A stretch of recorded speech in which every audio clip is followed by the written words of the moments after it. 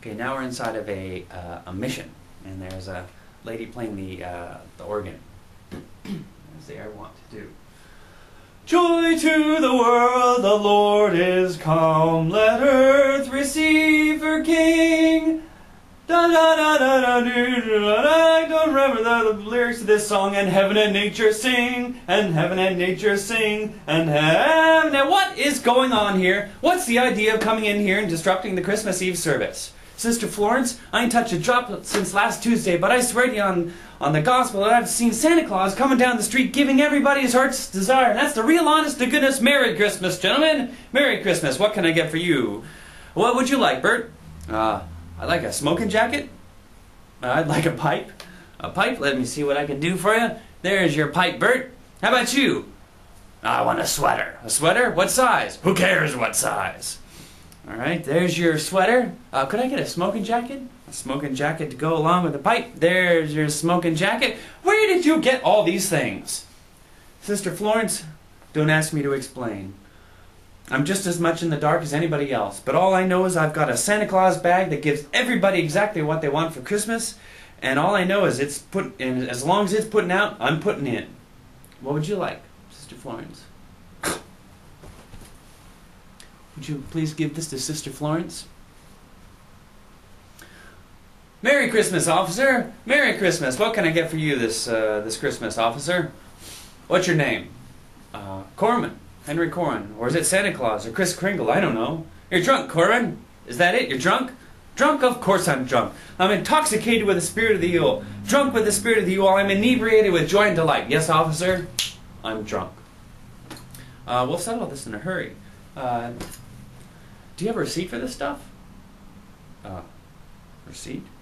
Yeah, of course you've got a receipt. No. Sister Florence, would you please collect all the stolen gifts and put them in a pile over there? I'll send for them when I check on who owns them. Come on, Santa. 1 second, officer. Don't worry about a thing, gentlemen. There's more where this came from. Officer, let me tell you how this whole thing started. I was having a blast over at Jack's place, and Jack wasn't there, but Bruce was, and I had a few drinks and a sandwich I couldn't finish. Okay. Intermission. Now we're inside of a police station. Uh-huh. Here he is, here we are, and there that is. And here you are, Mr. Dundee. And how nice it will be to see my wistful St. Nicholas going up the river. Do you suppose he can get as much as 10 years? 10 years? Oh, it don't look good, Corwin. Of course, you've been giving out that stuff for 2.5 hours. Must have a warehouse full of it. Glad you brought that up, officer. Seems we have a slight discrepancy here. Listen, you moth-eaten Robin Hood. The wholesale theft of thousands of dollars worth of goods is not a slight discrepancy. Why, I perceived that criminal glint in your eye the moment I set eyes on you. I'm not a student of human nature for... Seems to me you put your finger on the problem, Mr. Dundee. This bag doesn't know whether to give out gifts or garbage. Well, I was giving out gifts whenever I seen it. Anything there was one, Corwin was supplying it. Admit it, Corwin. Oh, I admit it, but it seems to me we're dealing with a most unusual bag. Yeah, well, my advice to you, Corwin, is to clean up this mess and get out of here. Officer Flaherty, and you call yourself a policeman. Well, I suppose it is a demanding task to distinguish between a bag full of gifts and an inventory of expensive stolen items. A bag full of trash and an inventory of expensive stolen items. Well, it's like Corwin said, we're dealing with the supernatural here. Well, so then all I guess is I need a little abracadabra and no sooner said done. Very well then, I fancy a bottle of cherry brandy, vintage 1903. Oh, that's a good year. And as for you, Officer Flaherty, how dare you drag me down here on the busiest night of the... Mr. Dundee? Merry Christmas to the both of you. To Mr. Dundee from Santa. Here you go, Mr. Dundee. You need one. Now we're outside. I want a toy, please. You want a toy? And I want a dolly. A blonde or a brunette? Blonde. I want a train, please. Diesel or steam. I don't care. Alright. And there's a toy dog for you. Baseball mitt for you. and a baseball bat for you.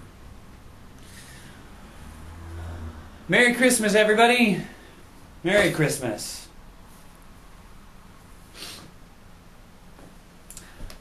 Nothing for you this Christmas.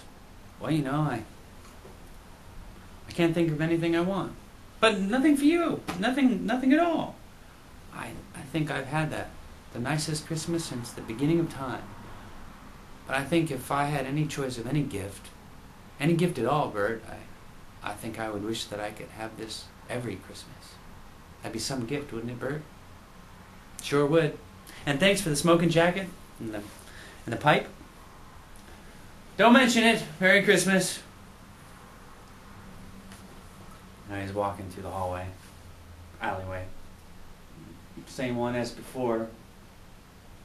Going wrong. You see something.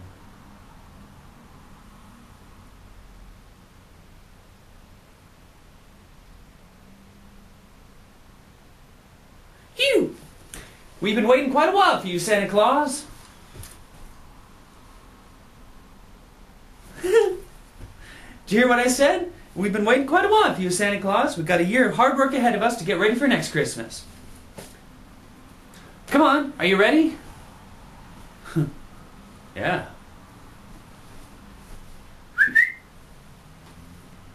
Now we're outside the police station. Going home, Officer Faraday. Going home, Mr. Dundee. And you? Going home, Faraday. You know, Faraday, this has been the most remarkable Christmas I've ever had. Faraday, did you see it? I thought I did, Mr. Dundee. Well, what did you see? I don't suppose I ought to tell you, Mr. Dundee. You might report me for drinking on duty. No, go ahead. Tell me, what did you see? It was Corwin, Mr. Dundee. Big as life, on a sleigh, with reindeer, sitting next to an elf and riding up into the sky. It's about the size of it, isn't it, Mr. Dundee? Faraday, better come home with me. And we'll pour out some hot brandy, and we'll put some coffee in it, and we'll thank God for miracles, Faraday.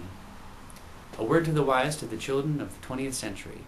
Whether your concern be pediatrics or geriatrics, whether you crawl on your hands and knees and wear diapers, or you walk with a cane and comb your beard, there's a wonderful spirit to Christmas, and a power reserved for little people.